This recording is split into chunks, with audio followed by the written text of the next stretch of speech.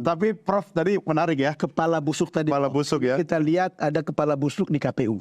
Ya. Bagaimana seorang ketua KPU kemudian dipecat karena melakukan tindak asusila. Asusila. Ini soal kepala busuk nih. Iya. Nah, gimana Prof lihat? Iya, Apakah kita bicara soal legitimasi seseorang yang secara moral kayak begitu? Penyelenggara pemilu. kalau legitimasi seseorangnya udah habis kan, sudah dipecat. Betul. Sudah dipecat tidak dengan hormat. Tetapi saya ingin mengatakan ini legitimasi institusinya juga. Nah, Sekali lagi disclaimer dulu, saya tidak akan mempersoalkan hasil Pilpres. Iya. Itu udah selesai, dia Pak Prabowo Gibran menang. Pileg sudah. Sekarang yang ke Pilkada. depan.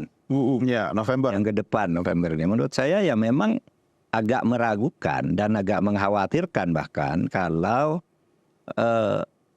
penyelenggaraan pilkada itu masih ditangani oleh KPU yang ada sekarang karena secara umum ini udah cacat gitu. Nah terkadang orang tuh berpikir kalau DPR misalnya, ada prosedurnya, ya ada prosedurnya semua. Tapi sebenarnya kalau mau disederhanakan sederhana ya, kan itu ada ketentuan hukum.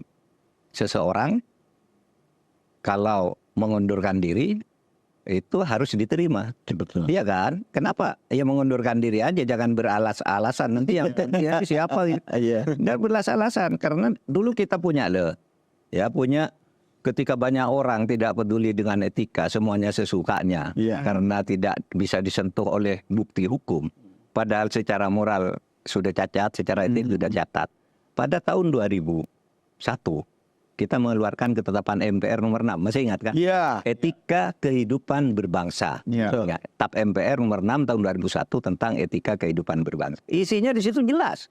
Pejabat publik yang membuat kontroversi dan mendapat sorotan dari masyarakat harus mengundurkan diri meskipun belum diadili di pengadilan. Nah sekarang banyak orang mengeluh, saya belum diadili. Kenapa saya harus berhenti? Nggak bisa, itu yang belum diadili itu hukumnya. Kalau etikanya itu belum diadili juga harus. Masalah kita yang begini ini belum ada presiden ya, Bro. Artinya ada pemimpin yang memperlihatkan kekuatan moral seperti itu. Memberikan contoh belum ada. Memberikan contoh bahwa kalau saya secara hukum melakukan pelanggaran walaupun belum diadili, saya korup, saya mundur. Gitu. Kayak di Jepang orang harakiri. Contohnya ada. Dulu Pak Hatta kan sendiri. Dia tidak bersalah, cuma merasa tidak bisa berperan. Dia mundur. Nah, apalagi ini sekarang ini sudah bersalah, bukan hanya tidak perannya udah busuk ini. Mestinya lebih hebat. Tapi kan sudah dipotong Prof kepalanya. Apakah badannya juga kita anggap akan busuk seperti itu? Ya pastilah, kan kepala dan badannya tuh dulunya satu serangkaian, iya kan? Dan itu kan misalnya begini, saya kan ngeri juga loh kalau mendengar data terakhir itu yang baru saya dengar tentu saja karena dulu saya Cawapres jadi tidak mengikuti bahwa KPU itu mobilnya satu orang 3 dan mobil betul semua kan. Yang 2 mobil untuk keperluan komisioner, yang 1 plat merah yang juga untuk dia juga sama-sama mobil dinas 3 tuh.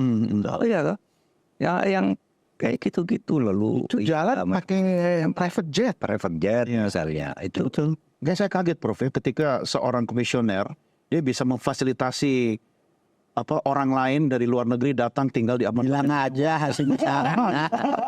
Masanya beda. Kalau sekarang jelas itu sudah inkrah, sudah keluar SK Presiden. Ya kalau tadi kan malu-malu menyebut yang masih berkuasa itu kan. Ya itu bisa kalau dilacak-lacak itu bisa juga ya. Itu korupsi. Kan kalau itu uang negara bisa. Atau ada yang memfasilitasi untuk ketemu, itu yang bayar itu gratifikasi namanya. Gratifikasi, Masuk undang-undang korupsi lagi. Iya kan?